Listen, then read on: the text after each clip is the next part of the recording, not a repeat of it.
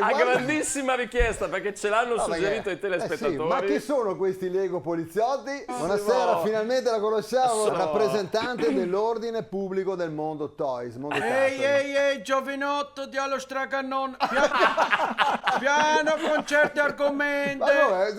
Che quel reparto che ti DGT in questi negozi è stato serrato per ordine del sottoscritto, quindi giochette cicciuali non ce ne sono mica. Ma non parlavo di sexy toys, parlavo dei giocattoli. Diavolo te gratta il copin. Vabbè, comunque non ci importa. Se possiamo sapere il suo nome? Commissario Gargiulo Gianna Vincenzo, capo della sezione staccata, nel senso che si stacca un po' di mattoncini.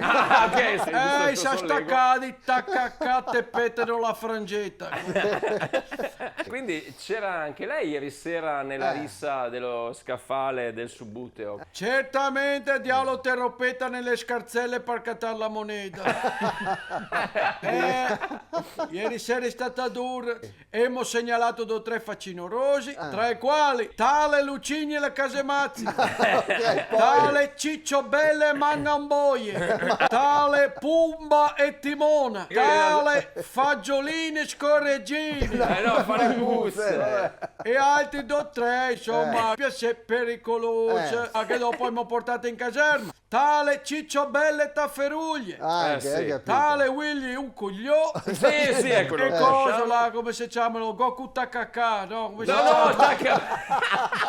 Goku Taka la cola. No, aspetta, Goku Taka i tacchi. No, aspetta, tale Goku Taka bricche. Pensi che si è fatto più giorni in cella sui mattoncini lui che non fa Silvio Pellican. Pellico! Diavolo, te butta le fregole sotto di soi. Tra l'altro le vostre celle sono un po' scomode. Diavolo, te gratta le tavi sui calcagni. Pure quello. Ovvio che sono scomode, non siamo mica all'hotel della Barbie Bed and Break. Barbie Bed and Breakfast. Cioè è una prigione. Quindi, come tutte le prigioni, te mangi quel che passa al convento delle suore sbrodoline e te dormi squerte sui mattoncini. Te vedrai che se te righi dritte, nessuno ve a torte nella tua scatola. No. Diavolo, te inverte le pile così te vendrio a culo. Aspettavo si spegnesse. Te daria la man.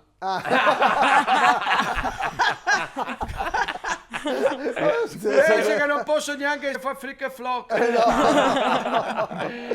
Quella che t'ha difettato.